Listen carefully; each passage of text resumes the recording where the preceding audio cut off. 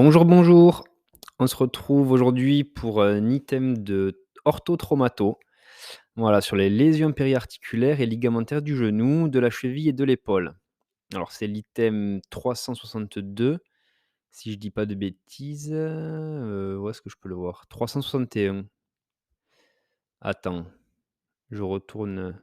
Là, je suis sur les fiches LISA. Ah voilà, c'est l'item 361. Donc, je vais partir de la fiche LISA pour être à jour des recos parce que le référentiel que j'ai date un peu. Donc on va partir sur la fiche LISA, dispo sur UNES et on va se concentrer aujourd'hui sur les lésions périarticulaires et ligamentaires du genou et on fera la cheville et l'épaule plus tard.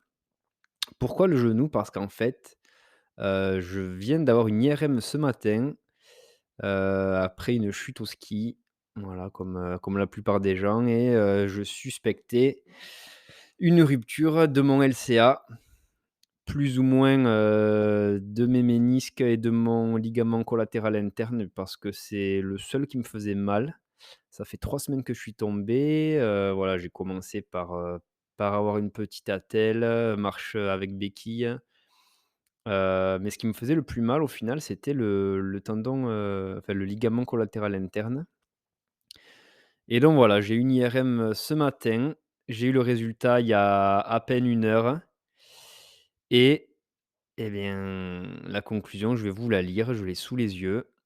Rupture du ligament croisé antérieur, entorse interne sans signe de rupture. Voilà.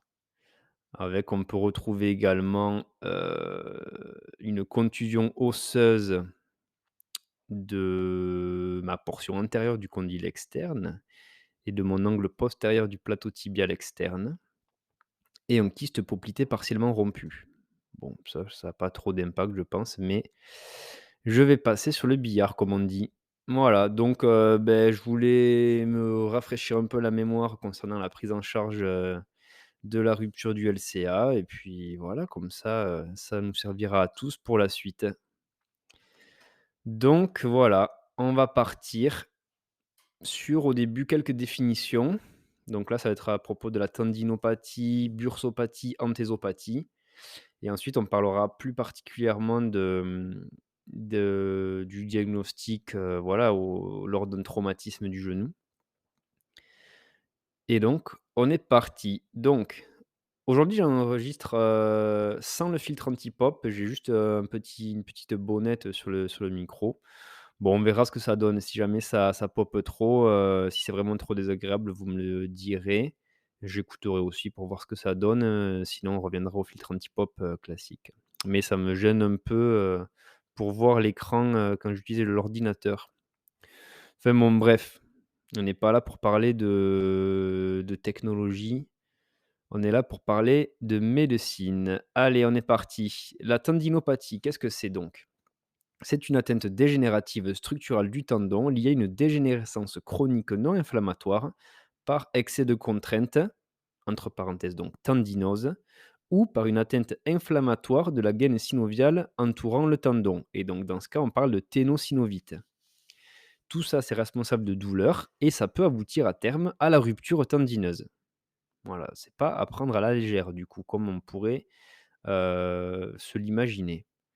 Le terme de tendinite fréquemment utilisé n'est pas adapté car il n'y a pas de phénomène inflammatoire observé dans l'atteinte tendineuse, la plupart du temps. Voilà. Ensuite, l'antésopathie, qu'est-ce que c'est que ça? C'est une pathologie des insertions tendino-capsulo-ligamentaires sur l'os. Elles peuvent être traumatiques aiguës ou dégénératives chroniques. Elles peuvent aboutir à une désinsertion tendineuse ou alors à une ossification progressive de l'anthèse aboutissant à des anthésophytes qui sont parfois douloureux. Et dernière définition, on peut avoir dans les lésions périarticulaires du genou la bursopathie. Donc ça, c'est une pathologie des bourses séreuses qui constituent des espaces de glissement entre des structures anatomiques, aboutissant à un gonflement de la bourse séreuse et parfois des douleurs. Ce gonflement périarticulaire ne doit pas être confondu avec un épanchement articulaire. On n'est pas dans on n'est pas au sein même de l'articulation, on est autour. C'est pour ça que c'est périarticulaire. L'atteinte peut être aiguë et inflammatoire ou même infectieuse dans le cadre d'une bursite. Un hygroma est la présence d'une collection dans une bourse séreuse, aiguë ou chronique, d'origine inflammatoire ou infectieuse, souvent observée au niveau du coude ou du genou. Voilà pour la première partie. Quels sont les facteurs favorisants de ces tendinopathies? Alors, on retrouve en premier lieu les efforts intenses et ou répétés. Donc là, ça va être notamment les mouvements sportifs, souvent chez des personnes non entraînées. Ça va être également le port de charges lourdes, dans les cas des déménagements par exemple, du bricolage avec la peinture, etc. Et certaines professions qui sont plus soumises à ces contraintes-là. Et donc là, ça peut faire partie des maladies professionnelles. Le tableau 57 pour les plus pointus et pointilleux d'entre nous et d'entre vous. Voilà, donc il y a toute la partie mécanique avec les efforts et il y a une partie plus anatomique avec des facteurs prédisposants qui entraînent un frottement mécanique d'un tendon contre un élément osseux. Donc là, c'est ce qu'on appelle un conflit. Ça va être retrouvé dans les cas de génuvarum. Donc là, surtout, ça va entraîner des syndromes de l'essuie-glace. Syndrome de l'essuie-glace, c'est une tendinopathie du TFL, du tenseur du fascia lata, voilà, qu'on retrouve souvent chez les sportifs, coureurs à pied notamment. Mais voilà, c'est accentué par un facteur anatomique.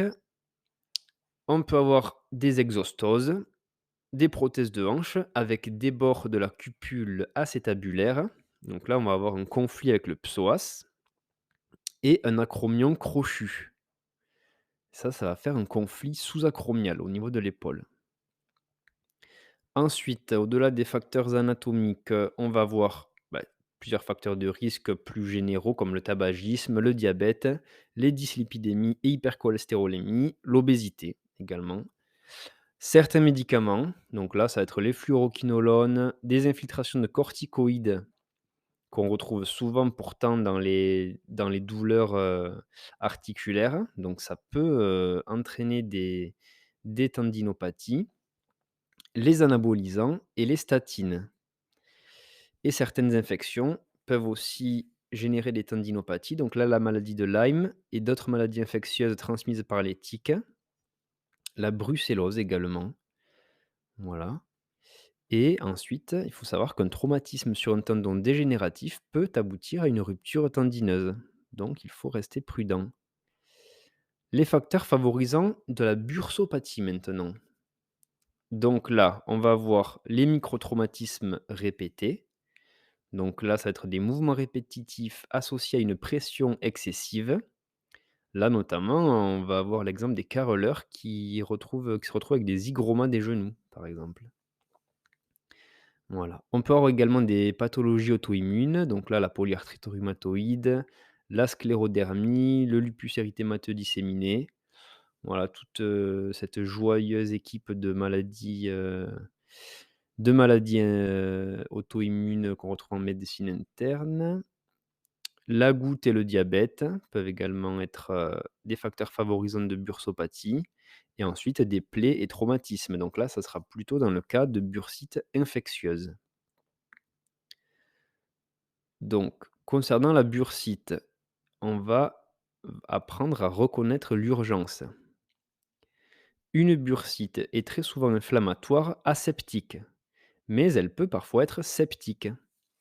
Quels sont les signes cliniques donc d'une bursite septique? On va avoir souvent un début aigu, avec la plupart du temps une porte d'entrée, avec la présence d'une plaie à proximité ou sur le membre.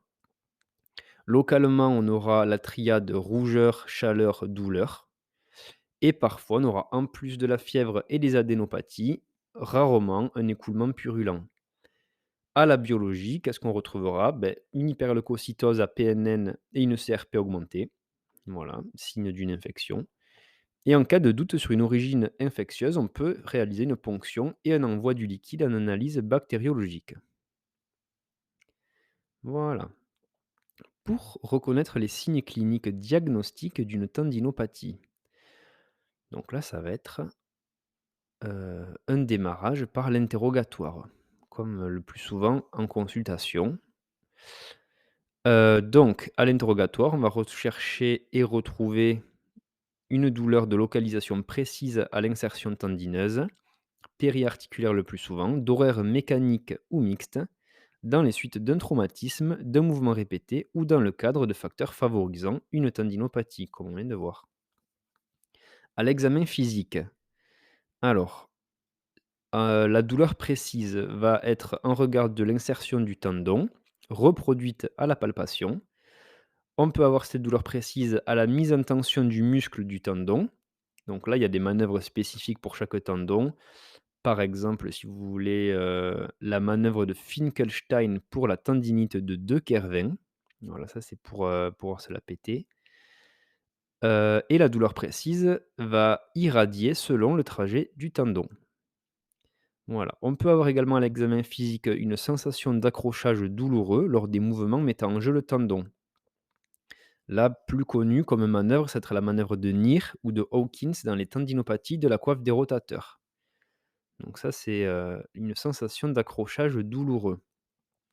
Et on peut également retrouver à l'examen physique des nodosités du tendon, par exemple dans les tendinopathies nodulaires du tendon d'Achille ou alors dans les ténosynovites chroniques entraînant une fibrose des gaines synoviales. Donc ça, c'est la tendinite de De Quervain. La tendinite de De Quervain, pour ceux qui savent pas, ce que c'est, au niveau du tendon, de l'extenseur de l'hallux. Enfin pas de l'hallux, du pouce, à la main. Voilà. En cas de rupture tendineuse, là, on aura un déficit fonctionnel qui se manifestera par une faiblesse, par exemple dans la manœuvre de Job dans les tendinopathies du supraépineux ou par une absence de mouvement, comme dans le cas du test de Thomson dans les ruptures du tendon d'Achille. On aura également, en plus du déficit fonctionnel, une vacuité tendineuse en cas de rupture et une déformation. Et donc là, ça veut dire qu'on aura l'apparition d'une souris musculaire. D'une souris musculaire, bon, je sais pas s'il parle de l'animal, on sait pas trop, bon, par rétraction du muscle, donc la souris musculaire par rétraction du muscle ou la perte de la position d'équilibre entre muscles agonistes-antagonistes, comme la perte de l'équin physiologique dans les ruptures du tendon d'Achille. Voilà, donc là, il y a une petite photo où on retrouve une perte de l'équin physiologique suite à la rupture du tendon d'Achille. Donc en gros, le pied, au lieu d'être, en au lieu d'être en rotation interne, donc avec la plante qui va regarder vers l'intérieur, on aura un pied complètement plat, voilà, parce qu'on aura une perte de tension au niveau du tendon d'Achille. Voilà, les prochaines parties, donc là, ça traite de l'épaule, donc nous, ça sera pour une prochaine fois. Là, on va aller directement à la partie qui traite du genou, parce que de manière un peu égoïste, c'est ce qui m'intéresse, j'avoue, et comme ça évitera de faire un épisode trop long. Là, on est encore sur l'épaule, tac, tac, tac, voilà. Allez, donc on va commencer par savoir évoquer une lésion du pivot central du genou et ou des lésions méniscales. Ça, c'est de rang A pour la R2C, donc c'est important. Allez, on part sur la lésion du pivot central. L'interrogatoire, pardon, recherche l'existence d'antécédents orthopédiques au niveau du genou, le caractère récent, donc traumatique ou chronique, des troubles, l'instabilité, donc là ça va être des sensations de lâchage du genou et d'insécurité, soit dans la pratique sportive, soit dans la vie quotidienne. Il s'agit d'un signe majeur de mauvaise tolérance de la lésion ligamentaire. Donc là, pour faire un petit aparté, dans mon cas, j'ai eu cette instabilité, on va dire, les 10 premiers jours, la première semaine, les 10 premiers jours suivant, le traumatisme. Donc là, en fait, ça va être, ouais, moi, c'était plutôt un sentiment, une sensation d'insécurité, en fait. J'ai pas le genou qui lâchait réellement, Mais, à la marche ou dans les escaliers notamment, j'avais peur en fait que mon genou, se retourne quoi. Voilà, c'est une sensation bizarre à décrire, mais c'est ce qu'on ressent vraiment. C'est une sorte de crainte, de que le genou parte en fait, qu'on n'a pas du tout, dans la vie de tous les jours en temps normal. Voilà, donc ça, c'est pour un peu mettre une image sur cette sensation, d'insécurité. Ensuite, on va rechercher à l'interrogatoire la survenue d'un épanchement du genou. En aigu, on va avoir une hémarthrose ou on peut avoir un épanchement du genou chronique à l'effort ou spontané. Donc là, je vais revenir sur mon cas, par exemple, j'ai pas eu pour le coup, un gros épanchement du genou, il a presque pas gonflé. Alors est-ce que c'est le fait que ça s'est passé au ski, qu'il faisait froid, que je suis resté agenouillé dans la neige pendant un quart d'heure, après la chute parce que je pouvais plus bouger parce que j'avais mal? Je sais pas si ça a limité l'inflammation, peut-être en faisant une vasoconstriction, des vaisseaux, du genou, j'en sais rien. Mais en tout cas, j'ai pas eu des vrais épanchements. Là, actuellement, comme je peux refaire, un peu de sport, bon, c'est surtout, je refais du vélo, je marche normalement, mais j'ai pas repris la course à pied ou quoi que ce soit. J'ai le genou qui va un peu gonfler à l'effort. Mais en dehors de ça, il faut savoir que, ben, on peut, manifestement avoir une rupture du ligament croisé antérieur sans vrai épanchement du genou. Voilà. À l'interrogatoire, on va chercher du coup aussi la description d'éventuelles douleurs. Donc là, ça va être des facteurs déclenchants, l'intensité, la localisation des douleurs, en demandant au patient de montrer avec un doigt le ou les points douloureux. À l'inspection, ensuite, on va rechercher un épanchement du genou par la recherche d'un choc rotulien. Ça, le choc rotulien, c'est qu'on appuie sur le dessus de la rotule de manière verticale pour voir s'il y a un épanchement sous la rotule et que ça fasse un choc au moment où ça vient en contact avec l'articulation, fémoro-tibiale. On va rechercher à l'inspection également un avalement de la tubérosité tibiale antérieure sur un genou fléchi à 70° par rapport au côté contralatéral, qui traduit une lésion chronique du ligament croisé postérieur. À l'examen physique, on doit tester l'ensemble des ligaments après avoir vérifié en aigu l'absence de lésions osseuses par des radiographies de face et de profil du genou, avant tout testing ligamentaire. Et cet examen clinique, enfin physique, doit toujours être comparatif et bilatéral. Premier test ligamentaire, ça va être le test de Lachman ou du tiroir antérieur.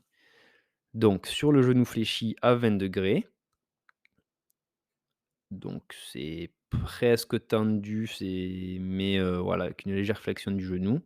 On exerce un mouvement de tiroir antérieur sur le tibia. Une rupture du ligament croisé antérieur se traduit par un tiroir antérieur sans sensation,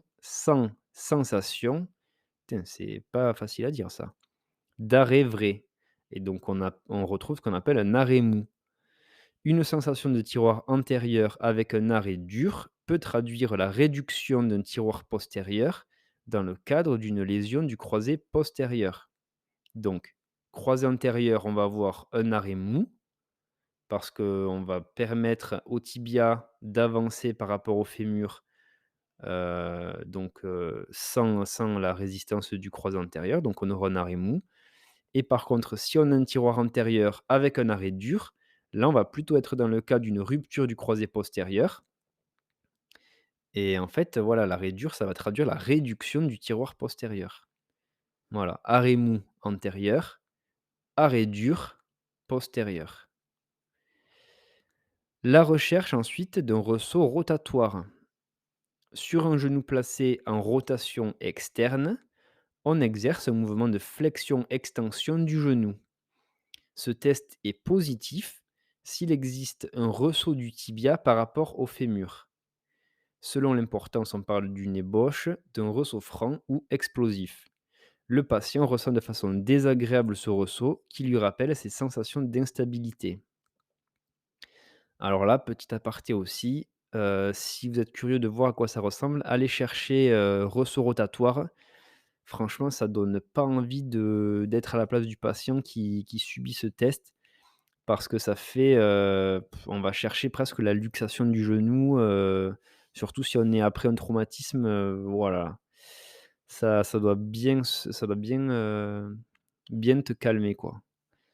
Donc ça, souvent, ça se fait, moi j'ai vu des vidéos de ça, au bloc où le patient, est endormi, quoi. Parce que sur un patient, qui s'est fait mal au genou, chercher le ressaut, ça doit piquer.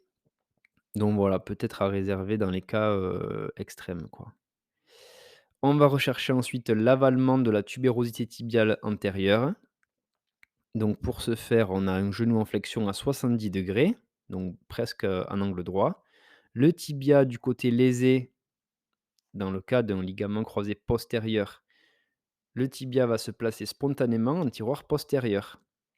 La tubérosité tibiale n'est pas saillante comme du côté sain. Voilà. On va avoir presque un creux en fait entre la patella et le tibia. Ça va être creusé, concave, quoi. Et on va rechercher ensuite une hyperextension asymétrique. La jambe est soulevée de façon bilatérale par le gros orteil et on recherche une hyperextension asymétrique et elle signe une lésion des coques condyliennes. Quand elle s'associe également à une hyperrotation externe, elle signe une lésion du LCP et du plan postérolatéral. Ça, c'est le signe de Hugstone. Voilà. Alors, je rajoute une petite partie parce que je me suis rendu compte qu'on ne parlait pas du tout de traitement. Donc je le rajoute a posteriori. Là, on est sur les lésions, ligamentaires, donc la conduite à tenir en urgence. Le traitement est ambulatoire pour les lésions bénignes du genou.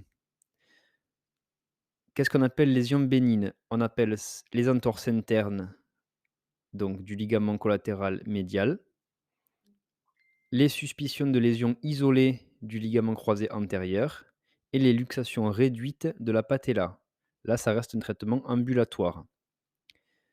Devant, les lésions plus graves, donc on va devoir programmer une hospitalisation en traumatologie, devant notamment la luxation du genou, la suspicion de triade lésionnelle, donc quand il y a au moins 3 ligaments, touchés, voire même de pentade et on ne parle pas de l'oiseau et devant une hémarthrose hyperalgique. Le traitement associe dans tous les cas le repos de l'articulation, la mise en place, d'une attelle amovible en extension, qu'on appelle l'attelle de Fag, pendant la phase aiguë. Donc ça, c'est uniquement si l'attelle est antalgique, pour une durée maximale de 10 à 15 jours afin d'éviter toute raideur secondaire. On peut mettre également une prévention antithrombotique pendant 10 jours, sauf en cas d'entorse bénigne peu douloureuse. Et ensuite, glaçage, antalgique et AINS. Voilà, ça c'est le traitement de base qu'on met dans tous les cas. Dans les tableaux hyperalgiques ou en cas de lésion grave, on va faire une mise en décharge sous couvert d'une prévention antithrombotique. Ça, obligatoire. La ponction articulaire, ensuite, dans des conditions d'asepsie stricte, au mieux au bloc opératoire, peut être réalisée en urgence devant un tableau hyperalgique, mais l'hémarthrose se reconstituant rapidement, elle sera plus efficace lorsqu'elle est pratiquée à 24 heures, après une hémostase physiologique locale. Parfois, le premier examen clinique est pratiqué à distance du traumatisme, la phase aiguë étant alors terminée. Voilà, ça c'est la conduite à tenir en urgence. Ensuite, les grands principes du traitement. Dans le cas de l'entorse bénigne du ligament collatéral médial, le traitement est fonctionnel. Donc là, c'est un peu ce qu'on a dit précédemment. Ça va être une attelle amovible quelques jours si les douleurs sont importantes, relayée par une genouillère pendant 15 jours, des antalgiques AINS et le glaçage. Et ensuite, ce qui va être important, c'est la rééducation précoce basée sur la physiothérapie, l'entretien des amplitudes articulaires, le travail de la proprioception, le verrouillage quadricipital et l'étirement des muscles ischio-jambiers. Voilà, on va s'appuyer sur le travail musculaire pour stabiliser l'articulation. Les douleurs de la face médiale du genou sont souvent longues à disparaître, ça peut prendre jusqu'à 3 mois. Voilà, dans mon cas, donc j'ai la rupture du LCA, mais également l'entorse, bénigne du LCM et là, ça fait 3 semaines, un mois, j'ai encore la douleur, c'est vrai. Bon, elle est bien disparu quand même, donc voilà. C'est long, ça peut prendre jusqu'à 3 mois, mais c'est pas non plus, la mort, quoi. Et donc les principes du traitement de la rupture du LCA, là, ça dépend en fait en fonction du patient et de sa demande, qui vont orienter le traitement. Dans tous les cas, on va faire une rééducation précoce qui sera prescrite afin d'entretenir la musculature et les amplitudes articulaires. Un genou instable, il faut savoir que ça favorise les lésions méniscales et l'arthrose. Donc, une stabilisation chirurgicale de celui-ci par ligamentoplastie est souvent discutée. La rééducation qui suit ce geste est prolongée. Le résultat définitif est obtenu au bout de 9 mois à 1 an. L'arrêt des activités sportives sera de 6 à 9 mois. Et ça, je peux te dire que ça me fait pas plaisir d'entendre ça, mais bon, on va devoir passer par là, donc voilà, hein, ça il y aura pas le choix. Seuls les patients sédentaires sans instabilité pourront bénéficier d'un traitement fonctionnel, c'est-à-dire qu'on s'abstiendra de la chirurgie. Voilà. Pour les lésions complexes, donc là, on va pas trop rentrer dans les détails. On aura soit un traitement orthopédique, c'est-à-dire, une gouttière cruropédieuse, pendant 45 jours sans appui, donc là, ça va être vraiment une immobilisation, sévère. Soit un traitement chirurgical spécifique en urgence, qui pourra être différé pour, les pentades, les triades antéro-externes ou postéro-internes. Ça, c'est plus spécifique. Voilà, et pour, le cas des luxations du genou, là, on va devoir en urgence réaliser une artériographie ou un angioscan pour éliminer des lésions de l'artère poplitée, qui devraient être réparées en extrême urgence. Chirurgie endovasculaire ou à ciel ouvert. Voilà. Si le genou est luxé, on va devoir faire une réduction sous anesthésie générale en urgence. Voilà. Le traitement chirurgical traumatologique en urgence est réservé aux luxations irréductibles et ou ouvertes, avec l'os qui sort, et ça, je le souhaite à personne, ça doit pas être, rigolo, rigolo. Donc ça, c'était pour la lésion du pivot central. Pour les lésions méniscales maintenant. Alors, je vais boire une petite gorgée de thé, excusez-moi.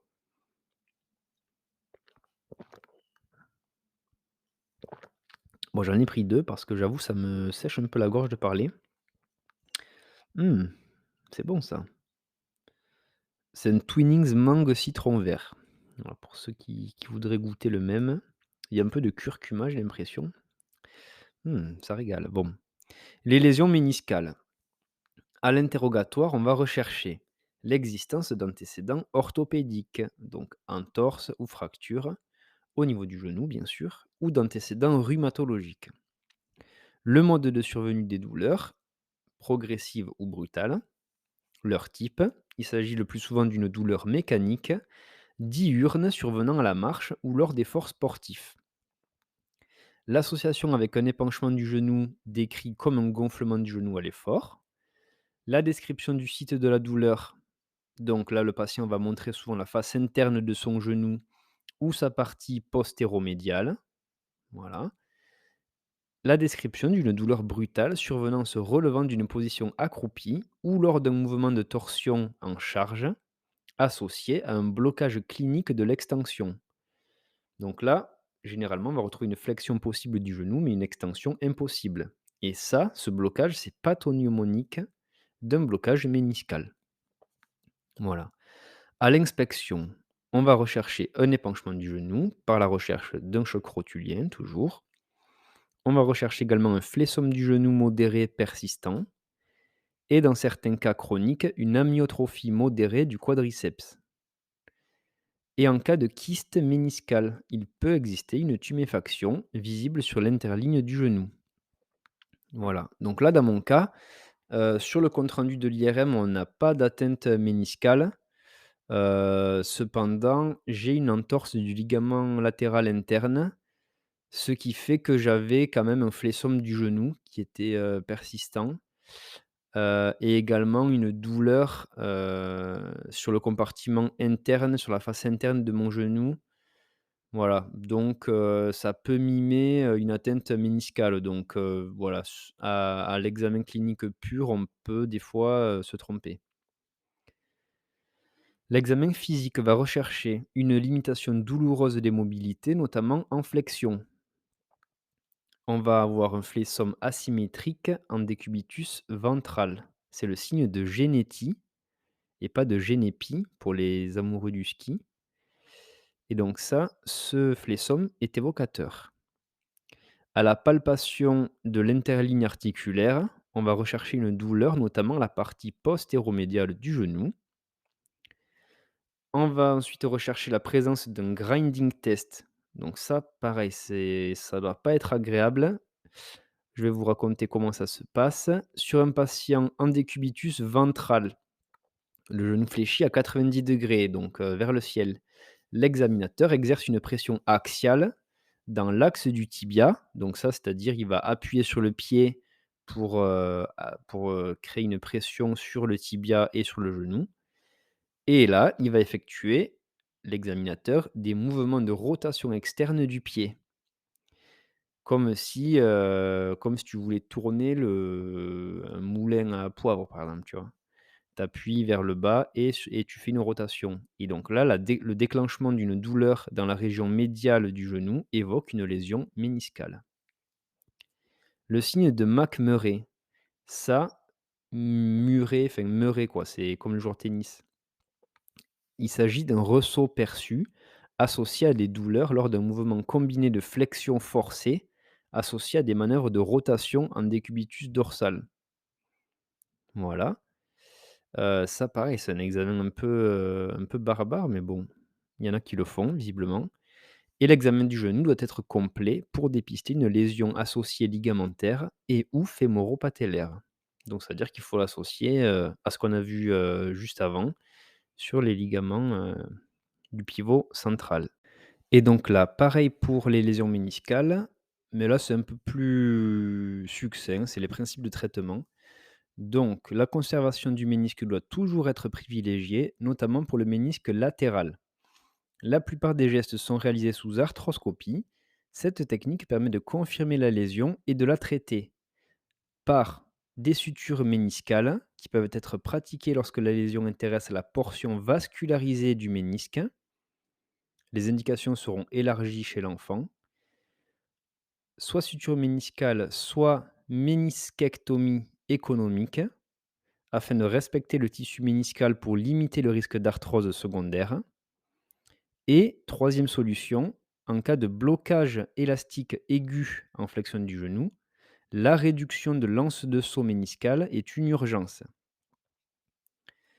Ce traitement chirurgical est réalisé en ambulatoire.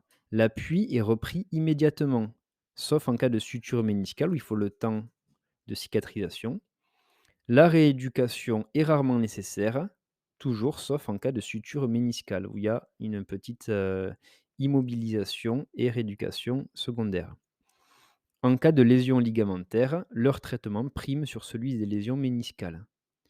Une lésion méniscale médiale sur un génuvarum, donc en position Lucky Luke, doit faire rechercher, heu, doit faire réaliser pardon, un cliché radiographique de face des 2 membres inférieurs en charge. Ça s'appelle un pangonogramme et on doit discuter une réaxation, d'autant plus qu'il existe un pincement articulaire médial.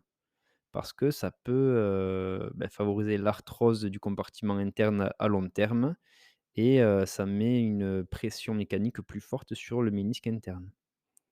Voilà, voilà. Maintenant, de rang B, mais qui est important dans la pratique, on en voit c'est ce qu'on voit le plus en cabinet de médecine générale pour ceux qui voudront faire de la med-g notamment. Ça va être les principales présentations des lésions périarticulaires du genou, avec notamment les tendinopathies, les bursites, et cetera. Pour commencer, on va voir un truc, qui se présente le plus souvent, c'est la tendinopathie quadricipitale. Donc là, ça va être souvent chez le sportif. On va avoir une douleur antéro-externe de la rotule, déclenchée par la mise en tension du quadriceps. On peut même, dans les cas les plus extrêmes, avoir une rupture du tendon quadricipital. Donc là, ça va être de survenue brutale. On va avoir un déficit d'extension active, la persistance d'une extension passive, une perte de substance tendineuse dans le tendon quadricipital avec un hématome. Deuxième tendinopathie la plus fréquente, la tendinopathie rotulienne. Je pense qu'elle est même encore plus fréquente. Ça aussi, c'est souvent chez le sportif, qu'on va retrouver dans les sports avec des sauts, le basket, le volley, et cetera. On va avoir donc des douleurs antérieures du genou et une sensibilité dans la partie inférieure de la rotule. La douleur sera le plus souvent absente au repos et déclenchée par l'effort. Là aussi, dans les cas extrêmes, on aura une rupture du tendon rotulien. Donc là, toujours avec déficit d'extension active, persistance d'une extension passive, ascension de la rotule cliniquement et sur la radiographie de genou de profil, avec une perte de substance tendineuse dans le tendon rotulien avec un hématome. Voilà, donc ça c'était pour la tendinopathie rotulienne. Ensuite, la tendinopathie de la patte-doigt. Donc ça sera plutôt postérieur. Chez les sportifs pratiquant des sports d'impulsion, donc la tennis, le saut en hauteur, le foot, la danse, et chez la femme à partir de 50 ans aussi. On aura donc une douleur médiale et postérieure pouvant irradier le long de la jambe lors de l'exercice, mais parfois également au repos. La palpation de la patte-doigt est douloureuse. Donc ça, la patte-doigt, c'est dans la région poplitée, à l'arrière du genou donc.